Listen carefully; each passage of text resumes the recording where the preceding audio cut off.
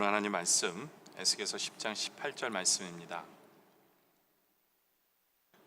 여호와의 영광이 성전 문지방을 떠나서 그룹들 위에 머무르니. 아멘. 오늘 우리가 에스겔서를 보려고 합니다. 에스겔은 연도로 여러분들이 알려드려도 외우실 건 아니지만 BC 589년에 포로로 잡혀간 사람입니다. 에스겔 선지자의 특징은 포로 잡혀간 이후에 선지자가 된 사람입니다. 5년 뒤에 바벨론의 그발강가에서 하나님께서 에스겔에게 환상을 보여주시면서 그를 선지자로 세워주십니다. 그리고 오늘 읽었던 본문 말씀은 그 후 1년 뒤에 하나님께서 에스겔의 몸은 바벨론에 있었는데 하나님이 에스겔을 들어서 예루살렘에 가서 예루살렘의 상황이 어떤지를 보여주십니다. 에스겔에게. 그래서 하나님께서 왜 하나님의 영광이 떠날 수밖에 없는지를 보여주시는 장면이 오늘 본문입니다.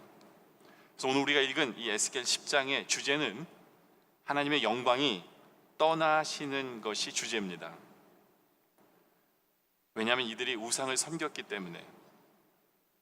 그래서 오늘 저희가 읽었던 18절이 그거예요. 여호와의 영광이 성전 문지방을 떠나서, 그렇죠?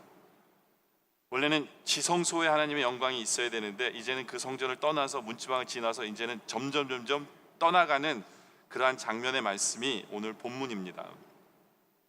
그런데 에스겔서는요 좀 어려워요.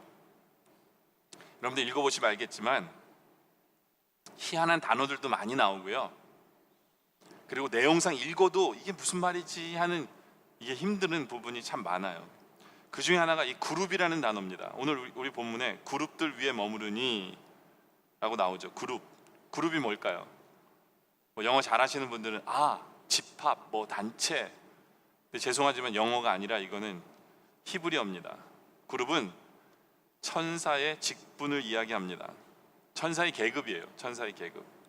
천사는 스랍 천사가 있고요, 그룹 천사가 있고, 또 천사장으로는 가브리엘, 미가엘 이런 천사들이 있어요. 그러니까 천사의 서열로 보면 꽤 높은 서열에 있는 게 그룹 천사들입니다. 이 그룹 천사들이 하는 일이 뭐냐면 보통 세 가지인데요. 첫째는 창세기 3장 24절에 보면은 나오죠. 그룹이라는 게 이같이 하나님이 그 사람을 쫓아내시고 에덴 동산 동쪽에 그룹들과 두루 도는 불칼을 두어 생명나무의 길을 지키게 하시니, 그러니까 생명나무를 지키게 하는 것이 바로 그룹들의 역할입니다. 또 하나는 하나님을 경배하고 예배하는 일을 저 천국에서 천상에서 그 일을 하는 것이 그룹들이에요.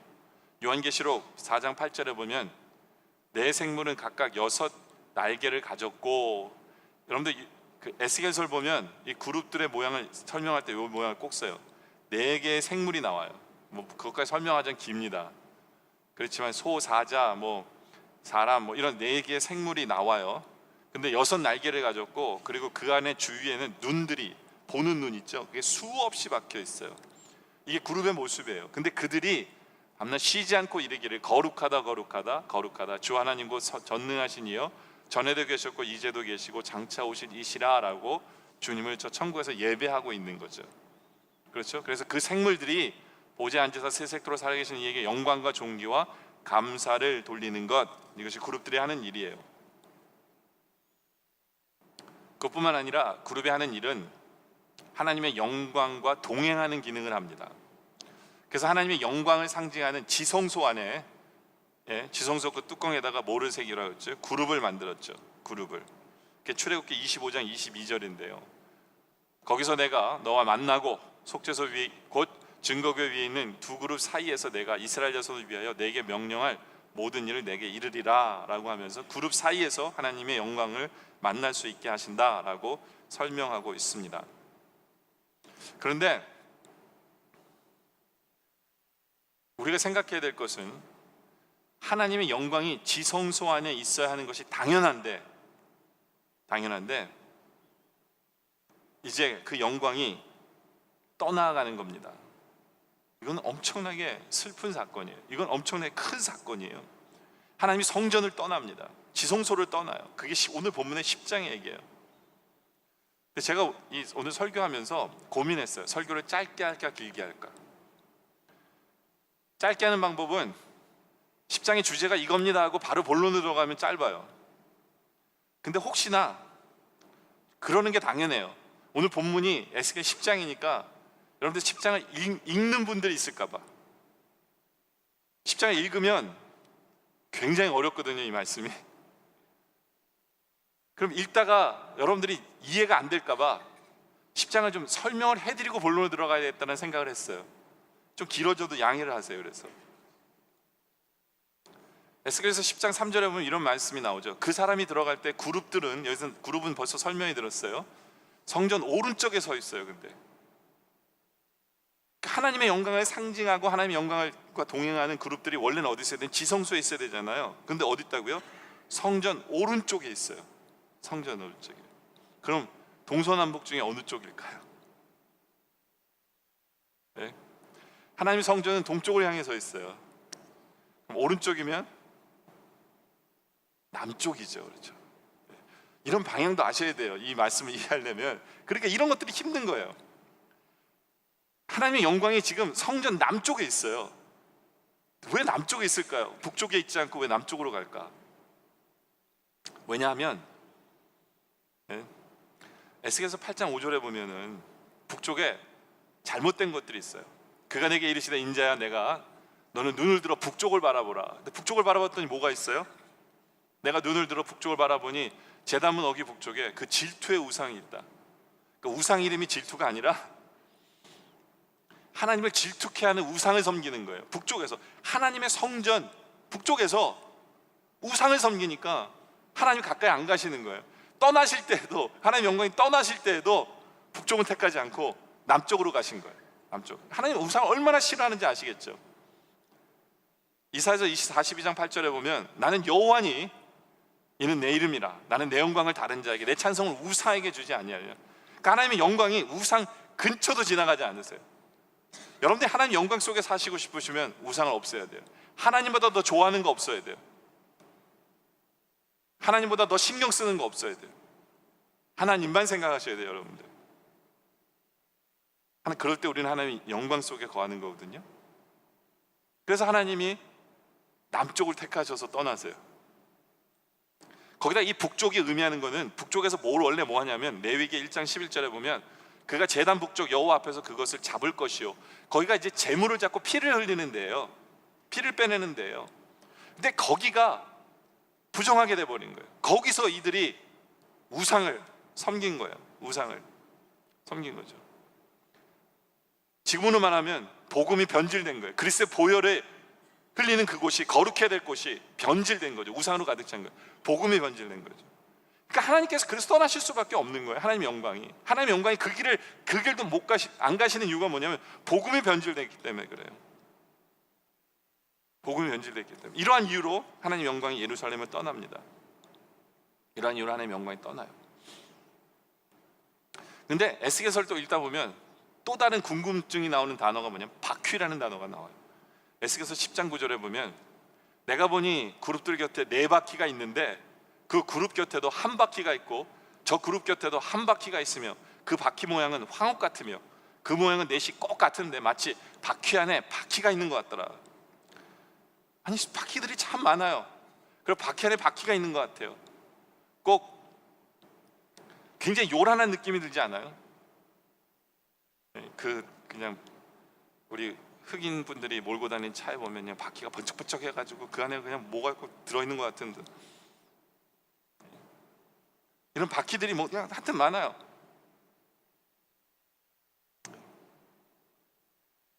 근데 그룹들이 그걸 타고 다니는 거거든요, 바퀴가. 그래서 19절에 보면 그룹들이 날개를 들고 내 눈앞에 땅에 올라가는데 그들이 나갈 때 바퀴도 그 곁에 함께, 그러니까 그룹들이 옮길 때 바퀴들이 뭐 붙어 있으니까 타고 다니는 거니까 아마 그렇겠죠. 그렇죠? 그들이 여호와의 전으로 들어간 동문에 머물고 이스라엘 하나님 영광이 그 위에 덮었더라. 그룹들이 있을 때 하나님 영광이 그 주위에 잔뜩 있었던 거예요. 그러니까 엄밀히 말하면 하나님이 그걸 사신 건 아니에요. 그렇죠? 그룹들은 그걸 타고 다녔는데, 근데 이런 걸 읽으면서 이제 세상 사람들은 뭐냐면 우주선을 탔다고 얘기해요. 하나님이 이런 사람도 있어요. 우주선을 탔다는 얘기들. 근데 이제 이러면 은혜가 안 되잖아요, 그죠? 그러니까 여러분들 그냥 간단하게 아무도 그게 뭔지 본 사람이 없는 거예요. 그래서 그 전에 엘리야 같은 경우에는 그걸 봤어요. 그걸 보면서 그걸 그냥 뭐라고 불렀냐면 불병거라고 불렀어요. 그러니까 여러분들 그런 식으로 생각하시면 돼요. 그렇죠? 근데 여러분들 그거 아세요? 엘리야가 병거 타고 하늘에 올라갔나요? 네? 나의 사랑하는 책 비록 헤어졌으나, 여러분들 그 찬송을 보면 옛날 찬송이 234장인데 거기 보면 병거 타고 하늘에 올라간 엘리야라는 나이가 나와요. 병거 타고 올라갔어요? 열왕기하 2장 11절에 보면 이게 나오는데, 두 사람이 길을 가며 말하던 이 두 사람이 엘리야와 엘리사예요. 불수레와 불말들이 이 두 사람을 갈라놓고 엘리야가 회오리 바람을 하늘에 올라갔어요. 그러니까 엘리야는 못 타고 올라간 거예요. 바람 타고 올라간 거고, 이 불수레가 나오긴 나와요. 이 불수레와 불말들이 한 건 뭐냐면 엘리사와 엘리를 갈라놓은 일을 한 거예요. 근데 여기에도 나와요. 근데 여기에도 이 사람들이 봤을 때 이들이 볼 때는 불수레와 불말이지만 그게 에스겔이 본 것일 수도 있어요. 그러니까 이게 뭔지는 잘 몰라요. 근데 이제 엘리야는 바람 타고 올라갔어요. 그래서 이 새로 나온 찬송가에 보면 199장이 나의 사랑하는 책이거든요. 거긴 가사 바꿔놨어요. 바람 타고 하늘에 올라갔다고 써있어요, 엘리야가. 그러니까 이게 정확히 좀 더 맞는 거죠, 그렇죠? 맞게 바꿔놨어요. 하여튼 우리는 직접 보지 못했기 때문에 뭔지 몰라요. 그러나 그룹들이 그것을 타고 하나님의 영광 가운데 동행하는 장면이 나와요. 그리고 그것을 타고 이제는 지성소에서 떠나서 다른 곳으로 하나님의 영광이 옮겨져 가는 것이 에스겔서 10장의 모습입니다. 근데 우리가 질문해 볼 것은, 오케이, 그건 구약의 사건이지 않냐는 거죠. 구약에는 하나님의 영광이 떠났어요, 그죠? 그러면 지금 현재 우리의 삶 속에서도 하나님의 영광이 떠날 수 있을까요? 아까 우리 인사할 때 하나님 영광 가운데 사시기 바랍니다라고 얘기했는데, 지금 현재 여러분의 삶 가운데 하나님 영광이 떠나실 수 있을까요? 라는 질문을 던지고 싶어요. 오늘 설교 제목이 그거예요. 하나님의 영광이 떠날 수 있을까요? 설교 제목입니다. 이 말씀을 하기 위해서 첫째로 여러분에게 말씀드리고 싶은 것은, 첫째, 착각하지 마시기 바랍니다. 역대하서 7장 1절에 보면 솔로몬이 기도를 마치고 성전을 짓고 기도를 마침에 불이 하늘에서 내려와서 그 번제물과 제물들을 사랑하고 하나님의 영광이 그 성전에 가득했어요. 솔로몬 생각에는 이 하나님의 영광은 이 성전에서 절대로 안 떠날 거라고 생각했어요. 그런데 어떻게 합니까? 이제 하나님의 영광이 떠난 거예요. 그렇죠? 하나님의 영광은 언제든지 떠날 수 있다라는 것을 우리는 생각해야 돼요. 여러분, 제가 여러분들 묻겠습니다. 지금 우리가 예배드리는 이 자리에 하나님의 영광이 함께 하심을 믿으세요? 아멘, 좋습니다. 근데요, 영광이 떠나실 수 있다는 생각을 해보신 적이 있냐는 거예요. 구약이기 때문에 그래요? 아니에요. 신약 시대에도 하나님의 영광이 떠난 게 나타나요. 여러분, 에베소 교회 알잖아요. 요한계시록에 보면 초대교회 7개의 교회가 있었어요. 그 중에 에베소 교회 하나님께서 그런 얘기 하시죠. 요한계시록 2장 4절에 보면, 그러나 너를 책망할 것이 있나니 너의 처음 사랑을 버렸어요. 에베소 교회는 첫사랑을 버렸어요. 그래서 어떻게 합니까? 5절 뒷부분에 내 촛대를 그 자리에서 옮기리라. 하나님의 영광을 옮기세요. 그 영광의 빛을 옮기신 거예요. 그래서 지금 이 터키 땅이거든요. 초대교회가 있던 소아시아, 그게 이제 지금의 터키예요. 7교회가 거기 있는데 영광이 떠난 지 오래예요. 그 땅은 다 지금 모슬렘 믿어요. 하나님의 교회도 제대로 서 있지도 않아요. 가보면 이게 무슨 교회야? 이래. 왜냐하면 지진이 일어나가지고, 지진도 두 종류죠. 횡파가 있고 종파가 있는데, 종파라는 게 뭐냐면 땅이 갈라지면서 그 집어 삼키는 거예요. 위에 것을 다 삼켜버려가지고 지금은 돌밭이에요. 여러분들이 지금 뭐 초대교회 성지순례 가보면 별 볼 거 별로 없어요. 하나님의 영광이 떠나버린 거예요. 그리고 빌립보 교회로 시작된 유럽 교회도 요즘 마찬가지예요. 요즘 유럽 교회 가면요, 모두가 다 관광지예요. 모두가 다 관광지입니다. 그냥 관광지면 좋게요, 굉장히 많은 교회들은 술집으로 변해가고 있어요.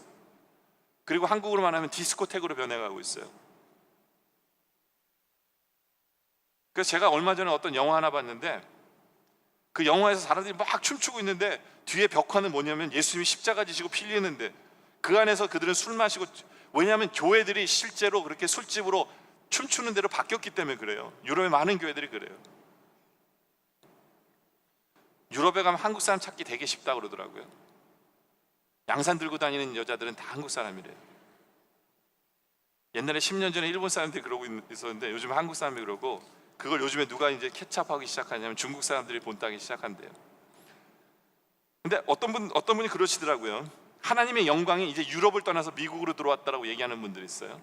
또 어떤 사람들은 이제 미국으로 들어온 그 영광이 이제는 한국으로 들어왔다라고 얘기하는 사람도 있어요. 오케이, 하나님의 영광이 미국에 있고 우리나라에 있다면 좋습니다. 그러나 우리가 기억해야 돼요. 하나님의 영광은 우리가 우상을 가까이 하는 그 순간 하나님의 영광은 떠나요. 하나님의 영광은요, 하나님의 영광은 복음이 변질되는 그 순간 떠나요. 우리 그것을 기억해야 돼요. 요즘 미국 신학교에 되어지는 그런 모습들, 그렇죠?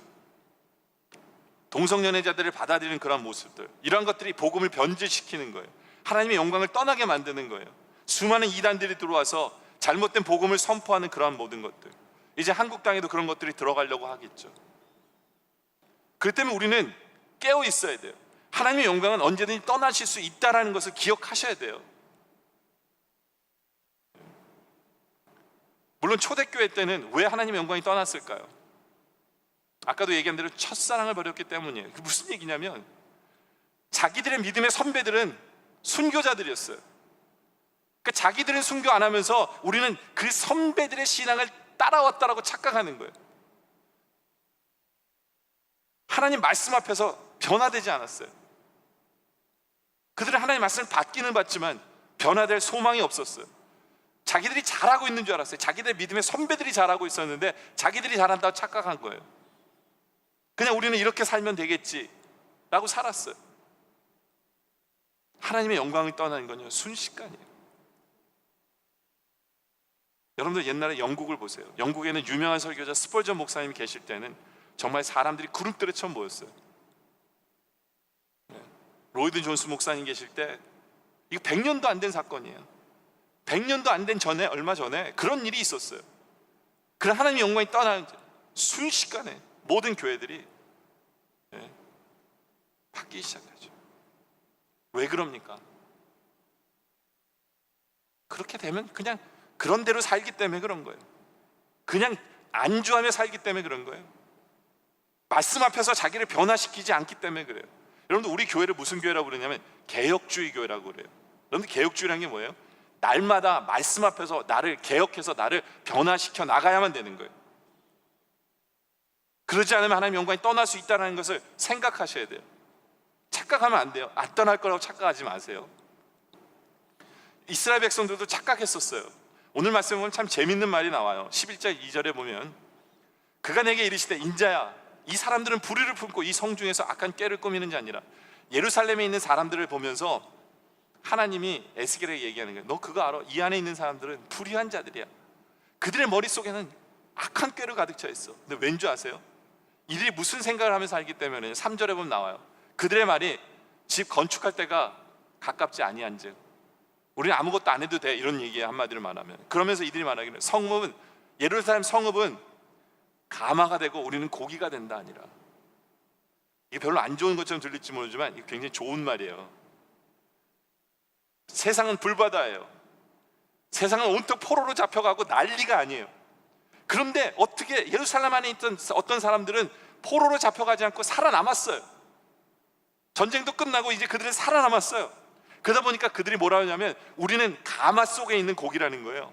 세상은 불바다에서 다 타 죽고 다 없어져 버리는데 하나님 우리의 가마가 되어 주셔서 우리는 그 안에 고기니까 우리는 살아남는다는 얘기예요. 이들은 착각하고 있는 거예요. 자기들은 하나님의 보호 속에, 하나님의 가마 속에서 있는 고기라고 착각하는 거예요. 그래봤자 삶은 고기일 뿐인데, 그죠? 그러니까 하나님이 말하는 게 뭐냐면, 말씀하시는 게 뭐냐면, 너희들 착각하지 말라는 거예요. 너희들이 잘나서 그런 게 아니라는 거예요. 너희들이 옳아서 그런 게 아니라 하나님의 영광은 이제 떠난다라는 거예요. 너희랑 있지 않다는 거예요. 그들은 지금 자기들이 아무런 일이 안 생기고 자기들은 포로로 안 잡히니까 자기들이 괜찮은 줄 아는데 그게 아니라는 거예요. 착각하지 말라는 거예요.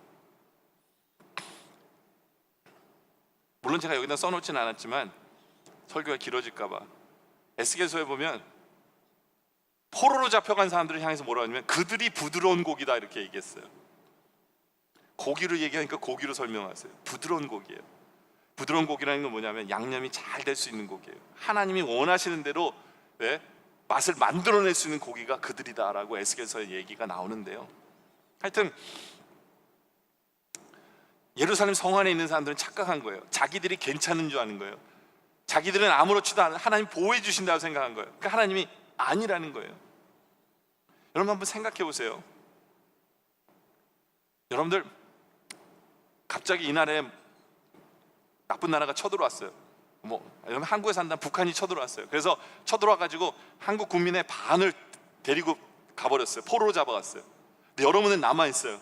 그러면 포로로 잡혀간 그 사람들을 보면서 여러분들 무슨 생각할까요? 대부분의 사람들이 이렇게 생각해요. 저들은 도대체 뭔 잘못을 그렇게 했길래 저렇게 잡혀갈까? 이렇게 생각할 거 아니에요. 이스라엘 백성들이 그런 생각한 거예요. 근데 하나님 뭐라고 하는지 아세요? 그게 아니라는 거예요. 그게 아니라는 거예요. 솔직히 포로로 잡혀간 사람들은 집도 잃어버렸어요. 가족과 흩어졌어요. 가진 건 아무것도 없고 타국에 살아야 돼요. 그런데 그들에게 한 가지 있는 게 있었어요. 그게 뭔지 아세요? 하나님이 계신 거예요. 에스겔 선지자가 이러한 말씀을 선포할 때 예루살렘에 있는 사람들은 어떻게 생각했냐면 저들 얘기구나, 포로로 잡혀간 사람. 근데 포로로 잡혀간 그들은 어떻게 생각한 거예요? 나를 향한 하나님의 말씀을 받은 거예요. 그래서 그들은 자복하고 회개한 거예요. 여러분들 우리 하나님의 영광은 어디에 계시느냐? 자복하고 회개하는 그 자리에 계세요. 나는 잘하고 있다라고 착각하고 있는 그 사람에게 있는 게 아니에요. 우리 하나님은 의리의리한 성전에 계신 것이 아니라 포로로 잡혀가고 있는 그들, 애통하고 회개하는 그들 안에 계신 거예요. 예수님도 마찬가지죠. 예수님이 세상적으로 잘 나가는 바리새인이나 서기관들에게 계신 게 아니라 자기들이 죄인이라고 고백하는 세리와 창기들과 주님이 함께 하신 거예요. 그렇죠? 그래서 오늘 말씀에 보면 하나님의 영광이 떠나세요. 예루살렘 떠납니다. 그래서 22절에 보면 그때에 그룹들이 날개를 드는데 바퀴도 그게 떠 있고 이스라엘 하나님 영광도 그 위를 덮었더니 하나님 영광이 성읍 가운데서부터 올라가 성읍 동쪽 산에 머물러요. 그러니까 예루살렘 성이 이렇게 있는데 이제 떠나가지고 동쪽 산으로 가. 이게 갈멜산이에요. 갈멜산. 나중에 이제 예수님도 항상 예루살렘에 계시지 않고 갈멜산에 거하시죠. 예루살렘 싫어하셨어요. 어떤 면에 있어서 갈멜산에 계신 이유가. 그리고 갈멜산에 터서 하나님의 영광이 그 다음 어디로 옮겨가냐면 24절에 주의 영이 나를 들어 하나님의 영의 환상 중에 데리고 갈대아에 있는 사로잡힌 자 중에 이르시니 바벨론으로 가요. 바벨론은 누구에게? 포로 잡힌 자들에게 하나님의 영광입니다. 그래서 하나님이 좀 더 16절에 이런 표현을 쓰세요. 그런즉 너는 말하기를 주 여호와의 말씀에 내가 비록 그들을 멀리 이방인 가운데로 쫓아내어 여러 나라에 흩었으나 그들이 도달한 나라의 들에서 내가 잠깐 그들에게 성소가 되리라. 그들이 잡혀가는 게 어디예요? 바벨론인데 바벨론에서 하나님이 친히 성소가 되어 주시겠다는 거예요. 이게 무슨 얘기예요? 하나님의 영광이 여기에 있으시겠다라고 말씀하시는 거예요. 더 이상 예루살렘에 없어요. 그들은 착각하고 있는데 자기들이 성전과 함께 있다고 착각하는데 하나님의 영광이 그래서 있다고 착각하는데 그게 아니라 하나님은 회개하고 통회하고 자기들이 죄인이라고 하는 그 자리에 따라오셔서 하나님의 영광이 그곳에 계시다는 걸 우리에게 설명하는 거죠. 여러분들 우리 예수님은 공생 기간 동안에 성전을 마음에 들어 하지 않으셨어요. 그래서 성전을 2번이나 뒤엎으시죠. 왜요? 그 성전이 왜 지어진 거예요? 헤롯 왕이 이스라엘 백성의 환심을 사기 위해서 정말 기가 막히게 오랫동안 지어놓은 성전이에요. 사람들이 눈을 볼 때 입이 다 벌어져요. 와! 그런데 예수님이 싫어하셨어요. 예수님 오히려 뭐라고 얘기하십니까? 무너뜨리라. 이건 돌 하나도 남지 않고 다 무너질 거라고 얘기했어요. 예언대로 이루어지죠. 그 예수님 뭐라고 그랬어요? 무너진 3일 만에 다시 지으리라. 이건 무슨 얘기예요? 예수님이 성전이 되어주시겠다는 거예요. 그래서 예수님이 부활하시겠다는 거죠. 그 말씀은 예수님이 성전인 것을 얘기하시면서 예수님이 친히 누구와 계세요? 죄인들과 계시잖아요. 세리들과 창기들과 함께 계셨어요. 그러니까 똑같은 거예요. 구약에 있었던 사건이 예수님도 죄인들과 함께 계셨던 거죠. 이제 여러분들은 이제 하나님의 성전이에요, 그죠? 근데 중요한 것을 점검해 봐야 돼요. 하나님의 영광이 여러분들과 함께 계십니까? 라는 이 질문이에요. 하나님의 영광이 여러분들과 함께 계십니까? 그러기 위해서는 착각하지 마세요. 난 잘하고 있다 착각하지 마세요. 회개하세요. 자복하고 통회하세요. 여러분이 얼마나 부족한지 겸손하게 주님 앞에 나아가세요. 그럴 때 하나님의 영광 속에 들어간다는 것을 기억하시기 바랍니다. 두 번째로는 그러기 위해서는 우리는 하나님의 임재를 늘 사모하셔야 돼요. 하나님의 영광은 어디서 나타나느냐? 하나님의 임재가 체험되어지는 곳에서 나타나요.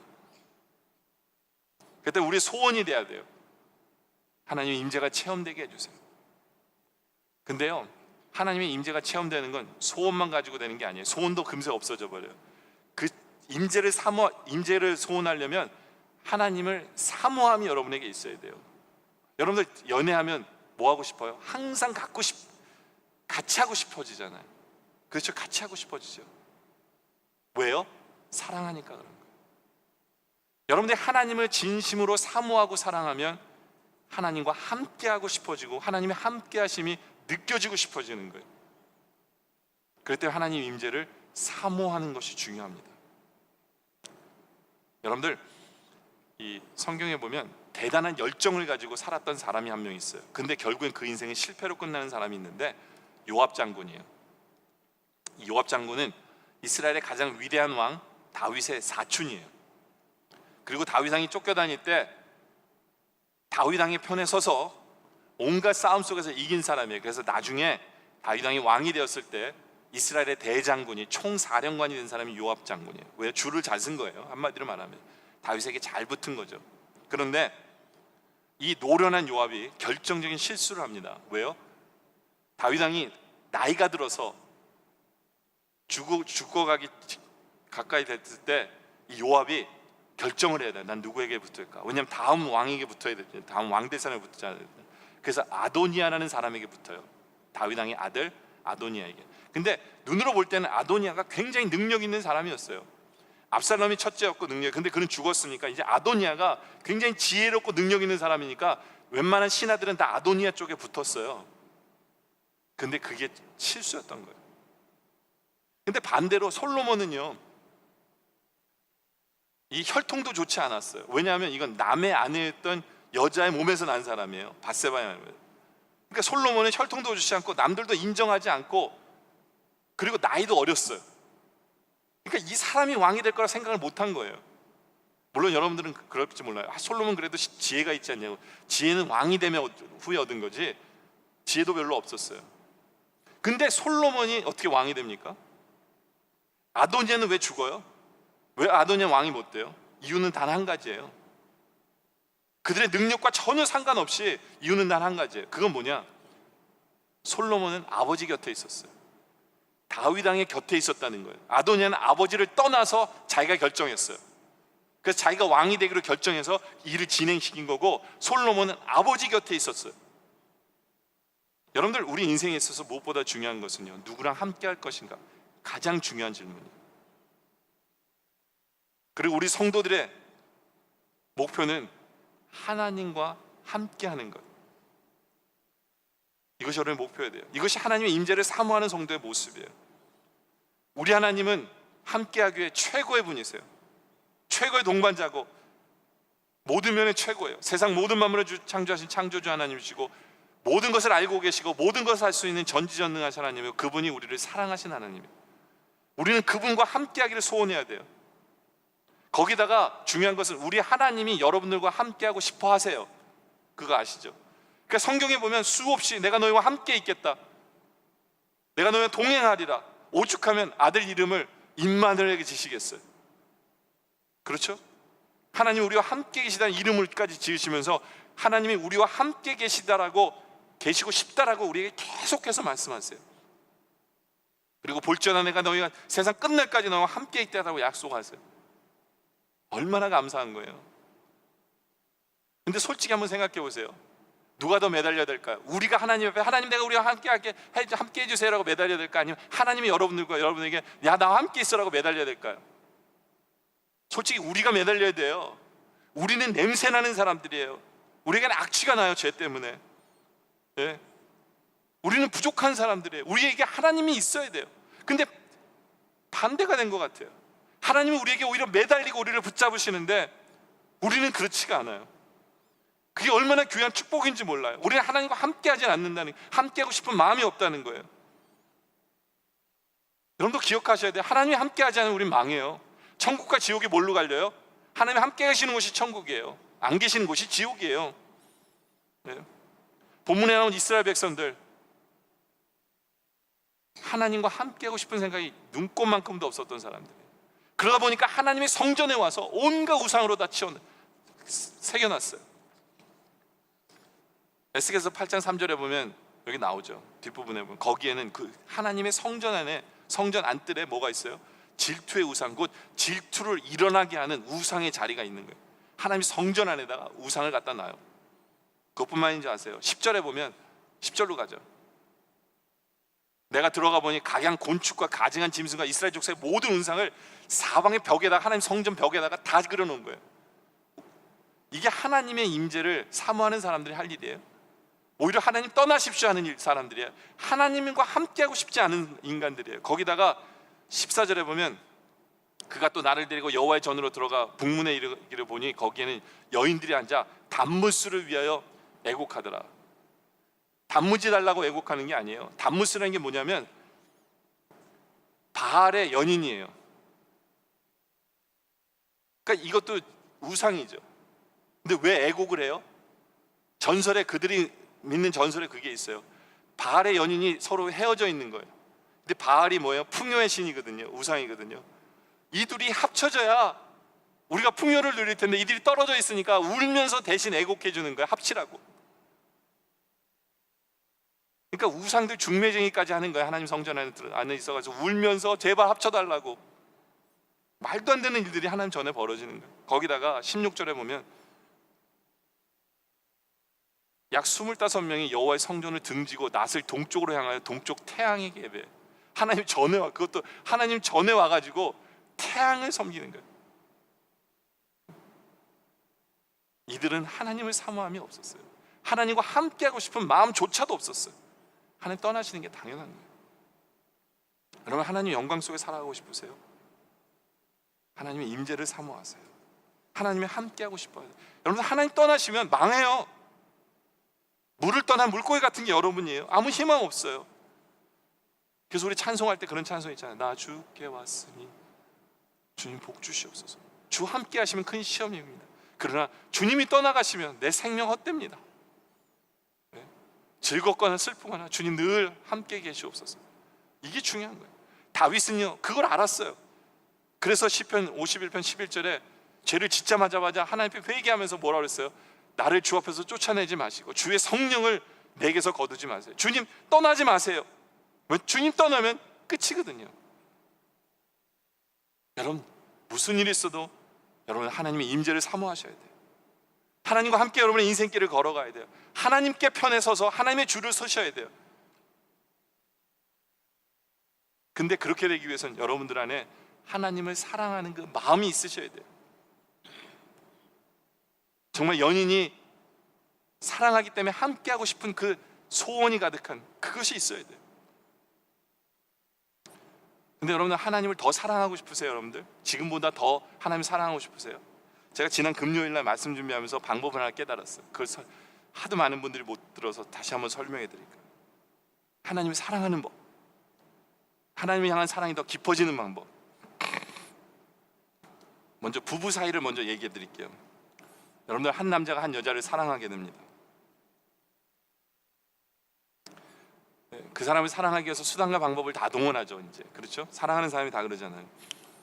함께하지 못하면 꿈속에서라도 만나게 해달라고 그러죠, 그렇죠? 그리고 온갖 닭살 돋는 멘트로 그냥 편지도 쓰고 막 전화도 하고 난리가 나잖아요. 함께하고 싶어서. 근데 결혼을 합니다. 연애할 땐 그렇게 좋았는데 이제 싸우기 시작하죠, 그죠? 애를 놓으면 더 해요. 이제 아내는 내 편도 아닌 것 같고, 예? 남편은 외롭습니다. 아내도 마찬가지예요. 결혼한 지 10년 정도 되면 옛날에 남녀 사이에 존재했던 화학적인 반응이 일어나지 않아요. 근데 그런 부부들이 어떻게 하면 사랑할 수 있을까요? 어떻게 하면 사랑이 더 깊어질 수 있을까요? 제 얘기를 해서 죄송한데 저희 아내가 가끔 저한테 그런 얘기를 해요. 아니 당신은 어떻게 다른 모든 것들은 그렇게 금방 질리는데 결혼한 지 20년이 됐는데 왜 나한테는 안 질려? 그런 얘기를 해요.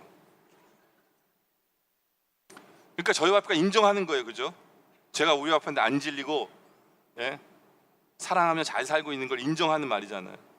그래서 제가 그 얘기를 들으면서 고민을 했었어요. 도대체 내가 진짜 그런 사람인데 전 진짜 모든 걸 잘 질려 하거든요. 뭐든지 잘 바꿔요. 전화기도 금세금세 바꾸고 싶어 하는 사람이고, 그러다 보니까 2년 플랜인데 저는 1년마다 전화기를 바꿔요. 어떻게 바꾸느냐? 우리 와이프랑 1년 텀으로 제가 하고 1년 뒤에 우리 와이프 전화기를 한 거예요. 그래서 우리 와이프 전화기 바꿔야 될 때 그걸 제가 바꾸고 제 전화기를 우리 와이프 줘요. 근데 우리 와이프는 바꾸는 거 별로 안 좋아하는 사람이에요. 그러니까 저는 1년마다 전화기 바꾸고 저는 행복해하죠. 네. 지금도 제가 아이패드를 갖고 있는데 우리 와이프 지금 꼬시고 있어요. 바꿔달라고. 새 거 나왔으니까 바꿔달라고. 저는 뭐든지 잘 질려요. 뭐 음식도 그렇고요. 전 새로운 걸 좋아해요. 제가 저를 알아요. 근데 신기한 거예요. 어떻게 내가 20년 우리 와이프랑 살았는데 왜 안 질리지? 근데 제가 답을 알았어요. 제가 저희 와이프를 왜 더 시간이 지날수록 더 사랑하게 됐는가를 답을 알았어요. 물론 남자분들이 싫어할 수는 있지만 전 그렇게 했으면 좋겠어요. 답이니까. 무슨 얘기냐면 더 깊이 사랑하는 방법은 내가 그 사람을 위해서 더 제대로 된 방식대로 더 사랑하는 행동을 하는 거예요.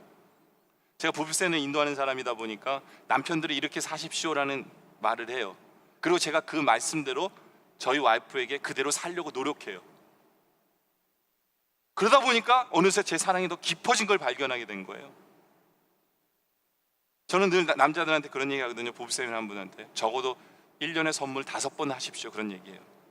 왜 1년에 5번이냐? 생일, 발렌타인데이, 어머니 날, 그 다음에 결혼기념일, 그리고 크리스마스.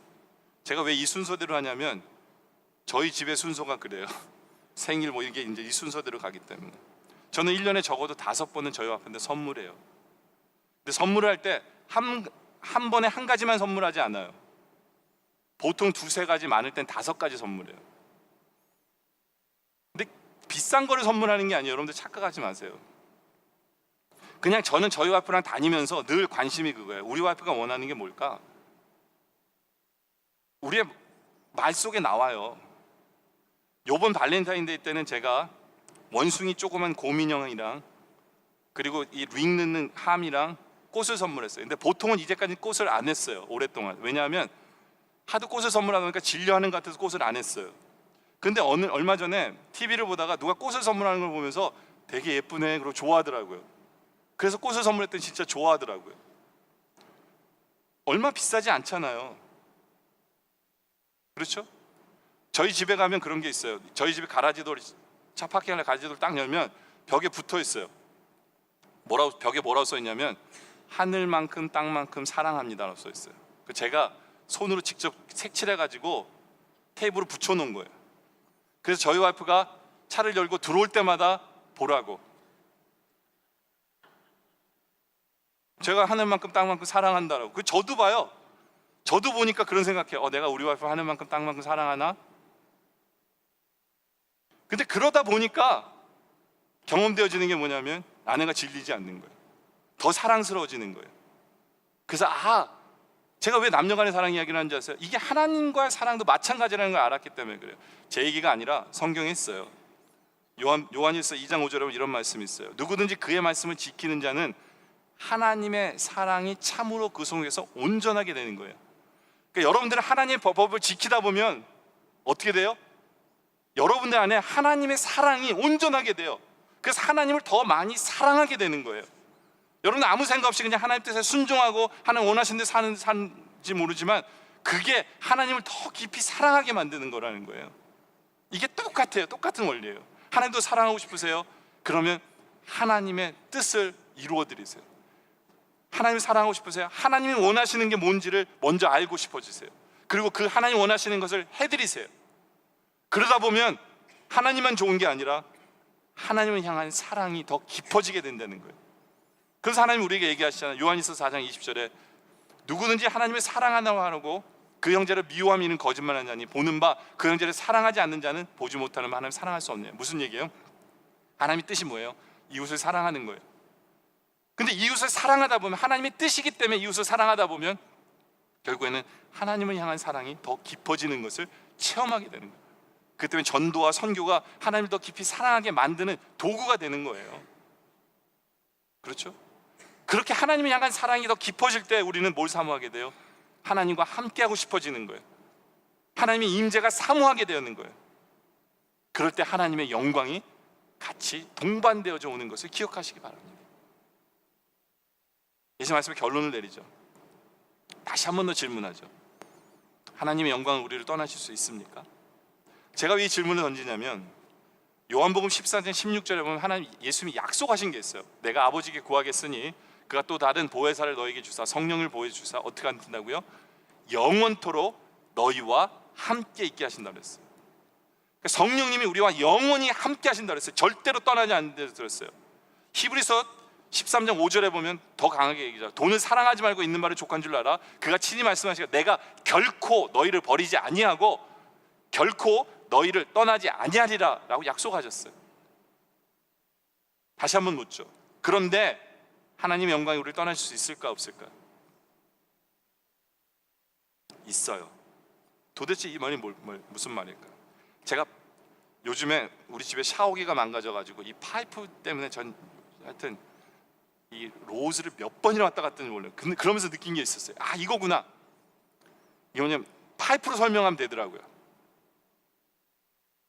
하나님과 우리가 하나님의 임재를 우리 가운데 있어서 하나님과 우리가 파이프로 연결이 딱 돼 있어요. 그죠? 하나님의 임재는 되어 있는데 하나님의 영광이라는 건 뭐냐면 우리를 사용하시는 거예요. 하나님과 우리가 통하는 거예요. 하나님의 임재 때문에 파이프가 연결은 되어 있는데 어떻게 돼 있어요? 나의 죄 때문에 파이프가 막혀버린 거예요. 그러면 하나님의 역사가 없고 하나님의 영광이 안 나타나는 거예요. 하나님 우리를 절대로 안 버리시고 우리가 지금도 함께 하시지만 우리의 죄 때문에 하나님의 영광이 안 나타나는 거예요. 올해 표가 하나님의 영광인데 왜 안 나타나요? 여러분의 죄 때문에 하나님의 능력이 나오는 그 길을 막고 있기 때문에 그런 거예요. 그럴 때 우리는 회개하고 자복하고 통회해야 되는 거예요. 그럴 때 하나님의 영광이 나타나요. 오케이, 근데 우리가 이제 회개했고 자복해서 이제 파이프는 뚫렸어요. 그렇죠? 제가 이제 파이프를 해가지고 고쳤어요. 근데 어떤 일이 벌어졌냐? 물빨이 예전처럼 세질 않더라고요. 옛날에는 샤워를 틀면 물이 그냥 쫙 나왔거든요. 그래서 뜨거운 물이 딱 20분 만에 싹 사라져 버렸어요. 근데 물빨이 약하니까 뭐 30분이 지나도 뜨거운 물이 계속 나올 정도로. 근데 이게 겨울철에 춥잖아요. 그러니까 우리 애도 그래요. 아빠 춥다고 샤워하는데. 그래서 다시 뜯었어요. 그랬더니 물구멍이 시원찮은 거예요. 물은 충분하게 파이프를 통해서 들어오는데 이 물구멍이 시원찮으니까 물이 위력이 없는 거예요. 마찬가지예요. 여러분들 우리가 하나님을 향한 사랑이 크면 클수록 하나님의 능력은 우리 삶 속에 그냥 팍 터져버리는 거예요. 그 때문에 하나님을 향한 사랑 이게 얼마나 중요한지 몰라요. 근데 여러분 사랑은 뭐예요? 사랑이라는 건 뭐냐면 내가 원하는 걸 행하는 게 아니라 상대방이 원하는 걸 해드리고 싶은 게 사랑이에요. 여러분들 그 거북이와 토끼 이야기 아시죠? 거북이를 사랑한 토끼가 있었어요. 근데 토끼가 거북이를 사랑하는 건 아무도 몰라요. 거북이도 조차 몰라요. 근데 토끼는 정말로 거북이를 사랑해요. 근데 거북이를 너무너무 사랑하는데 거북이를 볼 때마다 안타까운 게 뭐냐면 거북이는 자존감이 없어요. 자기가 느리다는 것 때문에 그것 때문에 항상 자기를 자책하고 자학을 하며 살아요. 그러니까 토끼가 어떻게 하면 저 거북이에게 자존감을 심어줄까를 고민을 한 거예요. 그러다가 토끼가 거북이에 가서 그런 거예요. 거북아, 나랑 달리기 시합 한번 하자. 그랬더니 거북이가 오케이를 해요. 그래서 시합을 합니다. 그래서 호각이 땅 울리는 순간 토끼가 이제 앞으로 확 뛰어나가요. 그래서 뛰어가면서 토끼의 머릿속에는 거북이 생각밖에 없는 거예요. 내가 어떻게 하면 되지? 일부러 져준 거 하면 거북이가 더 마음 아파할 텐데 방법이 뭘까 하다가 방법을 연구해낸 게 뭐냐면 가다가 자자. 그래서 길에서 잤어요. 근데 자는 게 아니에요. 지금 거북이가 이제 지나오면 자기는 원래 그러고 싶었어요. 거북이가 와서 자기를 깨웠으면 좋았다. 거북이가 와서 야 토끼야 너 자면 너 져 일어나 하면 토끼가 일어나서 토끼의 꿈은 같이 걸어 들어가면서 함께 그 골인 라인에 들어가면서 서로를 칭찬해 주고 싶었어요. 근데 그러지 않았어요. 거북이는 깨우기는커녕 혼자 열심히 가서 이긴 거예요. 멀리서 토끼는 그 거북이의 모습을 보면서 그래 네가 이겼으니까 이제는 회복되길 원해 한 거예요. 그런데 달리기 경주가 끝난 뒤에 동네 동물들과 후세 사람들은 거북이를 두고 근면하고 성실하고 부지런하다는 칭찬이 일세이고 반면에 토끼를 보면서 꾀만 많고 교만하고 경솔하고 게으르다라고 욕을 얻어먹어요. 토끼의 그 숭고한 사랑을 알지 못하는 사람들이 토끼만 나무라고 있어요. 그러나 오늘도 토끼는 남몰래 눈물을 닦으며 자기에게 쏟아지는 비난을 모두 감수하고 왜요? 자기는 토끼를 사랑하기 때문에. 여러분들 사랑이라는 게 뭐예요? 사랑이라는 건 내가 사랑하는 그 대상이 높아지는 걸 소원하는 거예요. 내가 희생하더라도 내가 사랑하는 그 대상이 높아지고 그 대상이 기뻐한다면 그것으로 만족하는 게 사랑이에요. 여러분들 우리가 하나님을 사랑한다는 게 뭐예요? 내가 희생을 하더라도 내가 십자가 질지라도 내가 사랑하는 내가 사모하는 우리 하나님이 영광 받으신다면 하나님의 이름이 높아진다면 나는 힘들어도 괜찮다. 이것이 사랑이에요. 이것이 사랑은 하나님 내가 이걸 원해요가 아니라 하나님 내가 이제 주를 위해서 무엇을 할까요? 주님 내가 무엇을 하면 기쁘실까요? 제가 무엇을 드릴까요? 이게 사랑이에요. 여러분들이 하나님 앞에 자복하고 회개하고 하나님 향한 이러한 큰 사랑으로 주님 앞에 다가갈 때 하나님께서는 놀라운 하나님의 영광이 여러분의 가운데 임하는 것을 여러분들 체험할 수밖에 없다라는 거예요. 여러분들 평생 사시는 동안에 그 크신 하나님의 영광 가운데 살아가는 여러분들 모습 되어지시기를 주님의 이름으로 축원합니다. 기도하겠습니다.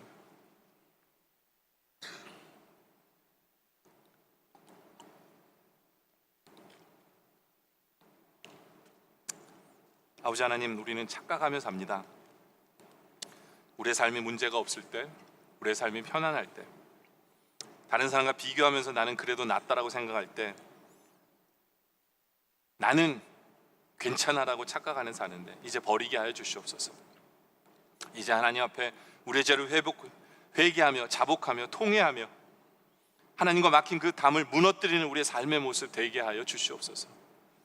나이가 가지고 있는 우상들, 하나님보다 더 사랑하는 것들, 하나님보다 더 생각하는 것들 이제는 버려버리게 하여 주시옵소서. 그리고 우리가 사랑하는, 우리가 사모하는 하나님과 함께하는 하나님 임재 속에 살아가는 것이 우리의 소원되게 하여 주시옵소서. 우리 안에 하나님을 향한 사랑이 너무나 크기 때문에 그 큰 사랑을 통해서 하나님께 쏟아부시는 그 하나님의 영광을, 한없는 영광을 체험하며 살아가는 우리의 모습 되기를 소원합니다. 아버지 하나님, 주님을 더 사랑하기 원합니다. 그러기 위해서 하나님께서 우리에게 원하시는 그런 바들을 하나님의 뜻을 이루어드리며 기쁨으로 이루어드리며 오늘도 우리가 하나님 앞에 질문하기 원합니다. 내가 사랑하는 주님, 주님 위해서 내가 이제 무엇을 할까요? 그 주님의 뜻에 순종하며 기쁨으로 주님 앞에 나아가기를 원합니다. 아버지 하나님, 우리의 평생 사는 동안 하나님이 더 사랑하고 그리고 하나님의 영광 가운데 거하는 우리의 모습 되게 하여 주시옵소서. 감사드리오며 예수님의 이름으로 기도드립니다. 아멘.